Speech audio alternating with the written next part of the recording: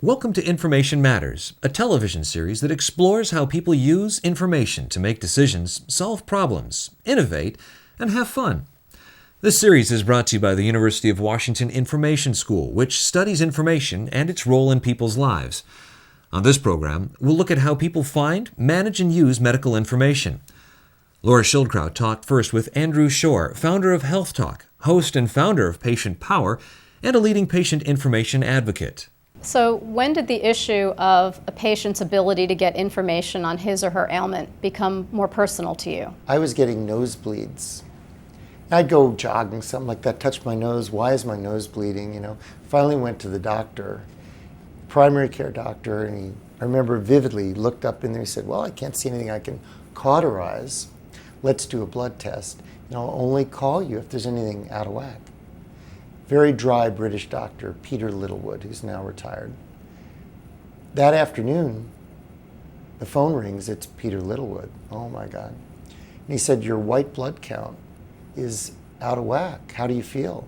And I said, I feel fine. He said, that's not what I want to hear, because if you were getting over the flu, your white count would be high, fighting an infection. We should recheck it. Don't know what to think. Go back, get a second test. Same thing, high white count, 18,000. Normal would be, high end would be 10. What is it? He said, it's probably a leukemia. And I just stopped dead in my tracks. The long and the short of it was, it turned out to be a chronic leukemia.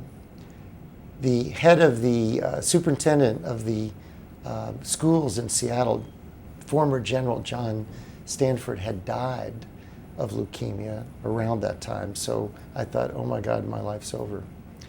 Well, it ended up being a chronic leukemia, not an acute one. I don't know, it would be less serious, but it was still scary. And so then I found I was a patient too. When did you start sort of a more serious search for more information, and how did you go about it? A friend of mine, David Noodleman, was in the computer field. And so word got out pretty quickly that Andrew has been diagnosed with a leukemia and is his life over? And this was 1996, and he said, there are these groups on the internet called news groups. And they're news groups of people connecting with one another with all sorts of common interests. And he said, let's go see if there's something for people with your condition. Because I didn't know anybody. It wasn't that common. And so he came over and he got on our computer and he did a search and he said, aha, there's a listserv of some group called the Association of Cancer Online Resources, ACOR, and it's patients emailing one another, and then they're bundled together as a kind of one big email every night they get in digest form. And there's one for blood malignancies, and your condition fits into that, and some of these people seem to have it. Here's how you join.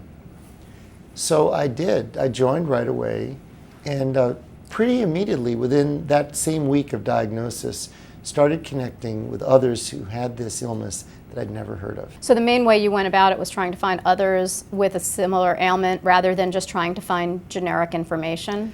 Well, I didn't know how to process it. So I think for me, naturally, it was, are there other people who are walking in these shoes now or did before me? Because the first thing I want to know is, was I going to die? Sure, I looked up the information, and it was pretty bleak. So I was scared. So you wanted to say, is there a little better part of this, a little better? Put it in perspective for me. And of course, time with the doctor was short, and oncologists treat lots of cancers, and so you really want information just on yours. Did you find that trying to seek out information was critical, not just for your own understanding, but also for some of the decisions that you were going to have to make going forward? Oh yeah. I mean, information is power. Knowledge is power. We say that all the time in health concerns. And so, yeah. And the other thing was, what was unnerving with my particular leukemia, chronic lymphocytic leukemia, where they said, oh, you could live a long time. We often don't treat right away, because when we start the treatment, it starts the clock ticking. It'll only last for so long. So you want to delay when you start it before that treatment becomes ineffective, and then we're sort of out of tools. That's kind of unnerving. So you're saying, isn't there anything new? Is there something better coming down the pike? Is that really true, what my doctor's telling me? So you go look for information right away, because if you're any kind of proactive person, you want to try to regain control. You've been run over by a truck, and you're trying to pick yourself off the highway and get back into some sort of life. So from all the information that you got from these other patients and hearing about their experiences, how did you determine what was accurate and what wasn't, and what was relevant to you and what wasn't? I think it was whether certain answers kept coming up from more than one source. So after identifying people on the internet through email, I called people on the phone. Could you give me your phone number? I'd love to talk to you. There were some people in my home city of Seattle, and we actually met for lunch. And then we met again. My wife spoke to the wife of another man diagnosed about the same time. So we started networking. What happened is some of the same information kept coming up. And then I'd validate that with my doctor. But pretty soon I found, well, you know, that's the one doctor here, and I'm hearing anecdotally what other patients' doctors are saying, but I need a second opinion. And so what I determined pretty quickly was I was going to go consult with a doctor who specialized in my uncommon illness. And I recommend that to people all the time. So actually, through help on the internet and through other patients, identified who some of those doctors were, who all they did was my illness. And then I was guided with them how to make an appointment with one of them, and did that. My wife and I went down there. That made a huge difference. So I want to sort of shift away now from your particular case and talk just generically about people trying to get information. Not very long ago, people would get most of their medical information from their doctors or from their doctors' staffs. How are people getting medical information today? Well, the internet is playing a key role for people. Now that's both good and bad. In that, we know on the internet anybody can say anything. Anybody can have a hidden agenda that you don't know about. So people are doing that. And what's neat about it is, it used to be you'd go to let's say you'd go to the specialist's office for a certain illness, whatever it might be, and nobody's talking to one another, or at least not about the illness. Nowadays, and it's happened to me, I've actually gone to the specialist's office, known in advance several people who were going to be there, even people who traveled at a great distance. We talked with one another in the waiting room, and we also had already made plans to go out to lunch together. So that's neat. We were able to do that by being in these communities of people coming together, particularly with chronic conditions, serious diagnoses, and are going to certain renowned medical specialists. But there are also people, though, who are getting information on the internet that's totally bogus.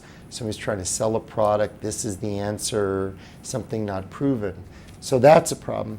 And then there's still people who are, primarily getting information from their doctor and not questioning that. I mean, that's used to be the way it always was, but it's definitely shifting where the internet is a prime source of information. How reliable is online medical advice? I think online medical advice can help you with the illness, help you understand the range of treatments, the range of diagnostic tests, but then you have to apply it to you.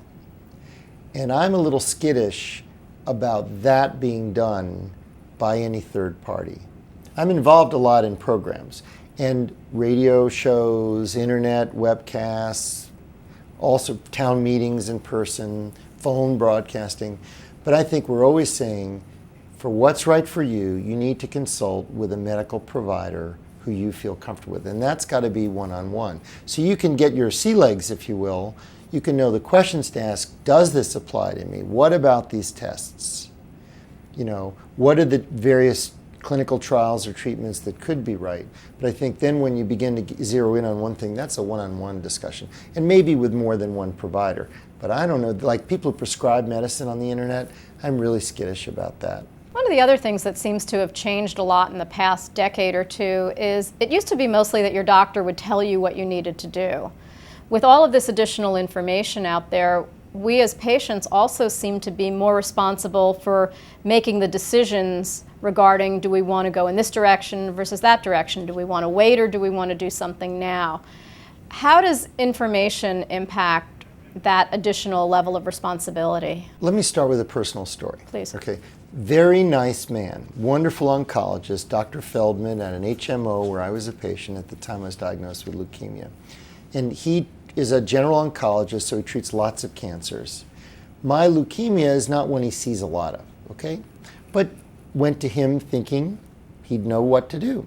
And he started talking about a single agent, a chemotherapy, which was fairly new, being used to treat my illness, and he had a feeling about when that treatment should start.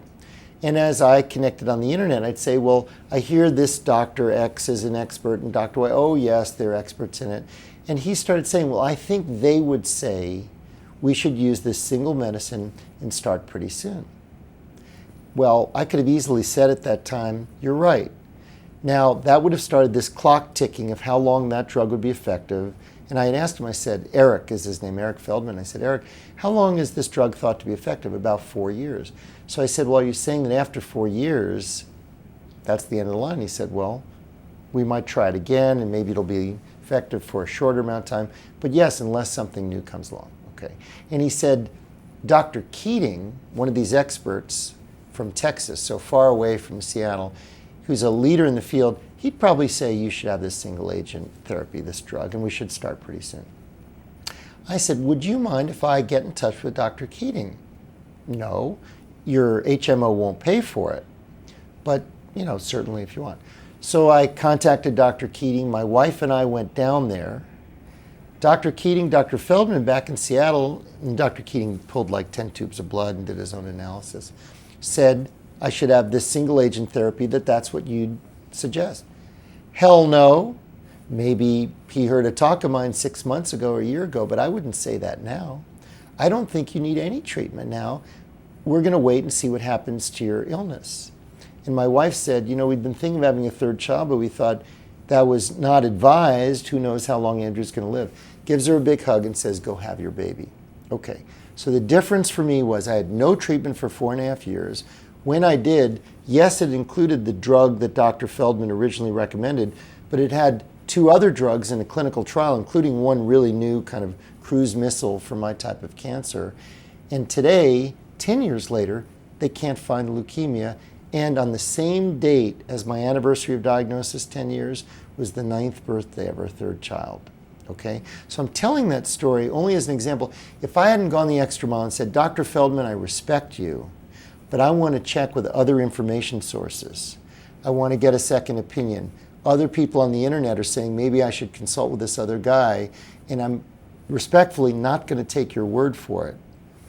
Would I be sitting in this chair today, and would Eitan, the little 9-year-old, be on Earth? I don't think so.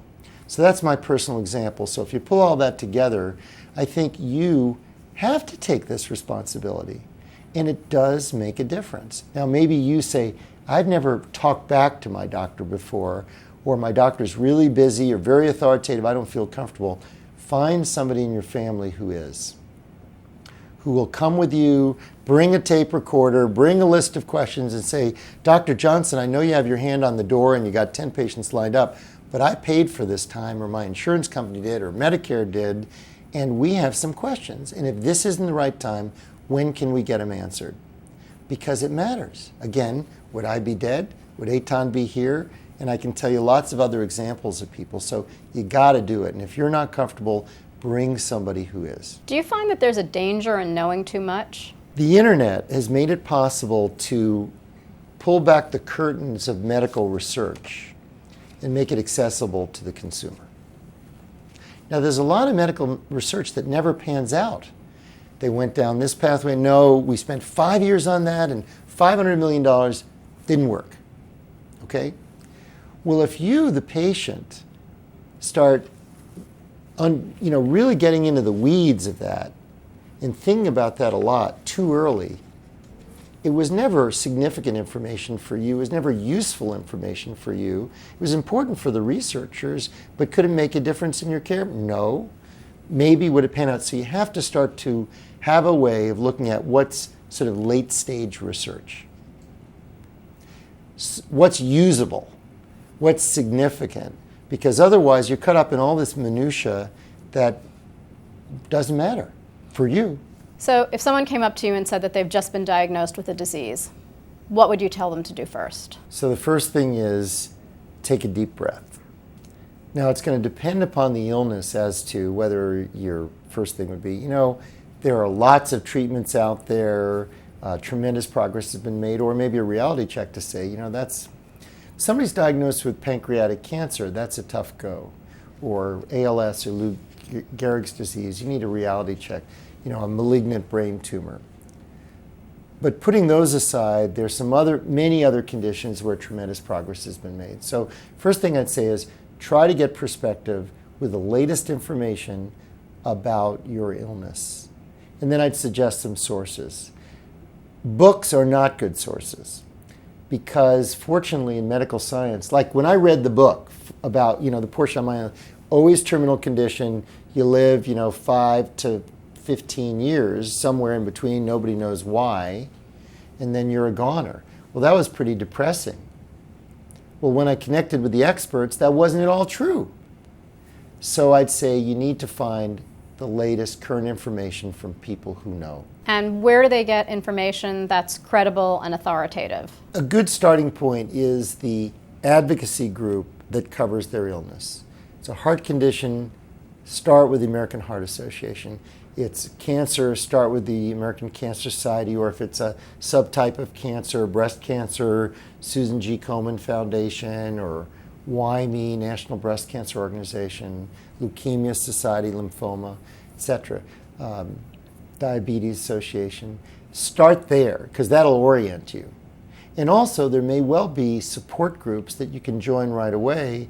In the mix, we'll have pretty credible, experienced patients who are devoted to helping newbies, if you will. Do you find that you can get some valuable information from the hospital libraries and their staff in terms of helping you figure out where to go? Yeah, many medical centers now have patient information specialists, and they also have workstations and others, health librarians who can help you. So yeah, you were just diagnosed. I would say if you feel up to it, walk down the hall and at least shake their hand and say, I understand you have this department and these workstations and these resources to help me. I don't know where to begin. So I would say the advocacy group, and sure, if the medical center has somebody, do that too. Information professionals can play a vital role in helping people make decisions about their healthcare options. Laura Schildkraut talked with Wanda Pratt, Associate Professor at the University of Washington Information School and School of Medicine, about how people find, manage, and use medical information. How can people use information professionals to help them get the information that they need and help them make decisions about their healthcare options? I think there are a variety of roles of information professionals. There's the librarians that people probably typically think of as information professionals, and these people are really trained to understand the kinds of places to go to find high quality information and how to craft a search to get the best kinds of answers. Then there are also the kinds of informational professionals like myself who are trying to develop new kinds of technology to make this process work better, maybe for consumers directly without an intermediary. So I think there's a variety of roles for information professionals. It was not very long ago that people got most of their information directly from their doctors or from someone on their doctor's staff. How do people tend to get information today? I think there's been a number of factors that have influenced that. One is, of course, the internet. So a lot of people now turn to web search engines like Google, or maybe even more specific things like if they have cancer, going to a cancer information site and getting a lot of information from the internet directly. Also, I think patients are feeling more empowered, like it's their responsibility to get information themselves, so they turn to maybe more of their family members and friends for helpful information as well. What problems do people encounter when doing, let's say, a Google search? I think typically they encounter the too much information problem. If you enter almost anything into Google, you get back so many different documents that it's pretty hard to know how to deal with that. It's pretty hard to get any kind of an overview of what's there, get a sense of how to follow up on it. And so a lot of times people are overwhelmed and frustrated and don't even pursue things to the degree that they intended to when they started searching. So why wouldn't it be effective to simply just refine your search and then go on from there? The problem is they don't necessarily know how to refine their search results because they're still learning about the area. They're still trying to figure out what they really need to know and how to go about finding it. So it's very difficult for them to look through this long list of documents and figure out, well, how do I refine it to get it to a smaller number? How does information overload relate to finding medical information? I think the issue is that the problem just becomes more severe when you're looking for medical information because it's very important for you to find good information because people's health are depending on finding good information. They need that information to make decisions or even to just feel more comfortable about their situation. So if you're feeling overwhelmed and frustrated and not really able to get what you need, then that's a serious problem. What has triggered your interest in searching for medical information? Actually, when I was a PhD student, I had a skiing accident and I hurt my knee. I didn't know how I hurt my knee. I was very frustrated with interacting with the physicians and them not finding out what was wrong with my knee. And so I turned to the internet to try and find some information and figure out, well, what should they be looking at for trying to figure out what's wrong with my knee? And I was very frustrated. It was very hard to find that kind of information. And I was trained in that area. I knew how to search high quality sites like Medline, which is a big repository of medical journal articles. And even going to something specialized like that was very hard to get at the information that was necessary. How can people find medical information that's relevant to them and relevant to their medical situation? That's a challenging task. That's certainly what my research is all about, is trying to create new kinds of tools that make it easier for people. The National Library of Medicine has created this site called Medline Plus that is for consumers to get access to health information that's written specifically for consumers and that is kind of reviewed for quality information. But even there, it's pretty challenging to interact with that system and get too many documents back. So I think the situation we're in now is that it's challenging to get exactly the right information in a reasonable amount of time and be assured that this is high quality, reliable information. What do you mean by reliable? Reliable, it has a number of different aspects to it. One is that is it based on some scientific evidence? Is there a study that supports these claims? And then there's all kinds of issues of, was it a good study? There's issues of, is there bias involved here? Does somebody have an ulterior motive for telling you this information? Are they telling you this drug is great because they're trying to sell you their drug and they're going to make money on it? So there's a lot of different issues in healthcare information that people have to be aware of when they're looking at the information and evaluating it. If you had a magic wand, what would the perfect information system for medical information be? The perfect system would integrate the information from a variety of sources and make it relevant and useful for the person in their particular health situation. It would help them understand the content and help them assess the quality and make it useful for their health situation. What is IMED? My research team, the IMED group, really focuses on ways to both understand the kinds of information problems that health professionals, health consumers, researchers have, and then how we can create new kinds of technology to address those problems and really mitigate the kinds of information overload problems that occur across the board. What has the IMED team learned about how to look at the quality of online healthcare information? Well, we did a review of what other people have learned about aspects of quality, and we came up with a framework that looks at quality from a number of different dimensions. It isn't always possible to just say this is high quality, this is not high quality. It's often more complex than that. It could be that this document is written by an author who's an expert in the field, which lends one to assume that it's going to be a good quality. It could be published in a very high quality journal, like JAMA, the Journal of the American Medical Association, people assume is going to be high quality. There's issues of the content itself. Is it a well-designed study? Is it biased? Is a drug company funding it? There are issues of usage. Have other people cited this document? Have other people looked at this document and found it useful? So all of those different aspects play into the quality of a document. What do you think about a lot of these sites that are patient-to-patient information? I think it's great in a lot of ways, because oftentimes healthcare professionals don't really understand the patient's perspective, and another patient often has a lot of very valuable information about the experience that they've gone through that it's nice to share with other patients. A potential problem is that there could be quality issues of patients being able to judge what transfers from somebody else's situation to my situation, what is just a rare freak occurrence versus something that's a common problem. So there are some, I think it needs to be supplemented with other kinds of high quality health information.